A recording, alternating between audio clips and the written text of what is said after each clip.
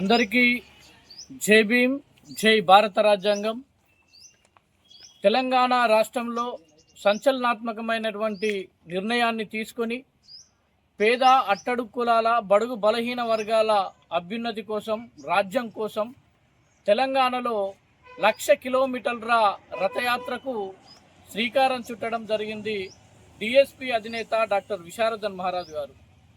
BC SC ST JAC rights and రాజ్యాధికార సాధన committee మరియు ధర్మ సమాజ్ పార్టీ సంయుక్తంగా ఈ తెలంగాణ రాష్ట్రంలో తండ్రి బాబాసాహెబ్ అంబేద్కర్ జయంతి సందర్భంగా ఆదిలాబాద్ జిల్లా కేంద్రంలోని డైట్ మైదానంలో సాయంత్రం 4 గంటలకు భారీ బహిరంగ సభను నిర్వహించడం జరుగుతుంది.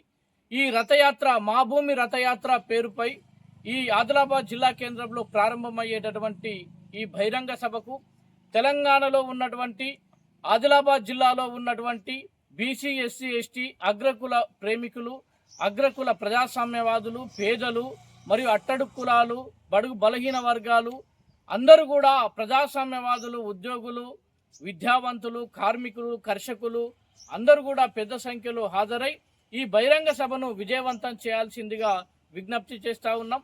ఈ యొక్క మా భూమి రథయాత్ర పేదలు, అట్టడుగు కులాలుగా వెనుకబడిన జాతులు రాజ్యంలోకి రావాలన్న ఒక సంకల్పంతో ప్రజా సమస్యల పరిష్కారాన్ని చూపిస్తూ గ్రామ గ్రామాన, మండల కేంద్రాలు, జిల్లా కేంద్రాల మీదుగా వాటి పరిష్కారం దిశగా గలమెత్తుతూ డాక్టర్ విశారదన్ మహారాజ్ చేసేటటువంటి ఇదొక జైత్రయాత్ర. ఈ రథయాత్రను జైత్రయాత్రగా సాగించబోతా ఉన్నాం కనుక దీన్ని విజయవంతం చేయాల్సిందిగా అందరికీ విజ్ఞప్తి చేస్తున్నాం. జై భీమ్, జై భారత రాజ్యాంగం, జై కాన్షీరామ్.